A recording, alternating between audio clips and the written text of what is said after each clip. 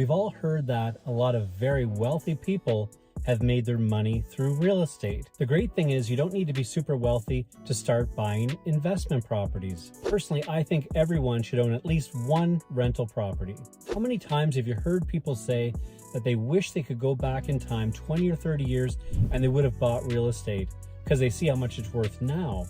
But the thing is, 20 or 30 years from now, people will be looking back to today and saying the same thing. Although it seems that real estate prices are at an all-time high now, and we can't really imagine them going much higher, I'm sure 20 or 30 years ago, people felt the same way. To give you a realistic example, according to the Toronto Real Estate Board, the average home price back then, just 20 years ago, was $275,000.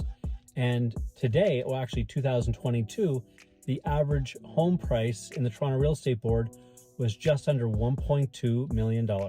Although many people choose to purchase many properties and they get duplexes, fourplexes, and apartment buildings, even if you just purchased one single family home and had a good tenant covering your mortgage and expenses, that could significantly change your life. There are four main ways that having a rental property builds wealth for you.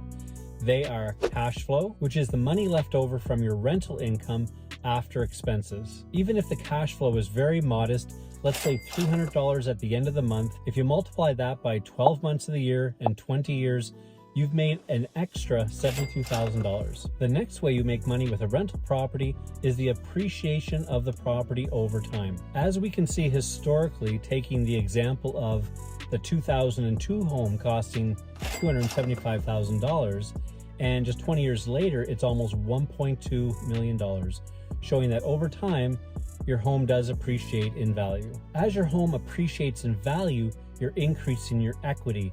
Now, your equity is the difference between the value of your home or your property and the mortgage and loans you have on the property.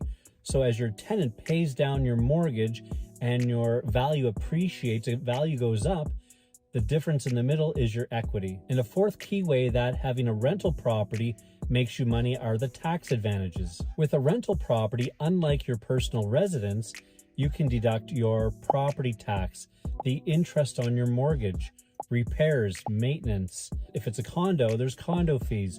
They're all deductions against the income that you're receiving. So if you're looking for more ways to build your net wealth, or you're starting to think about retirement and realizing that you're going to need a lot more than what you're currently saving for, then I highly suggest looking at buying a rental property. As a real estate broker who also owns rental properties, I love crunching the numbers to see if a property is a good deal or if there's a way to structure the purpose to make it a great deal. If you're looking at a potential property and you think the numbers are good, but you'd like me to take a look and give you my thoughts on them, I'd be happy to help.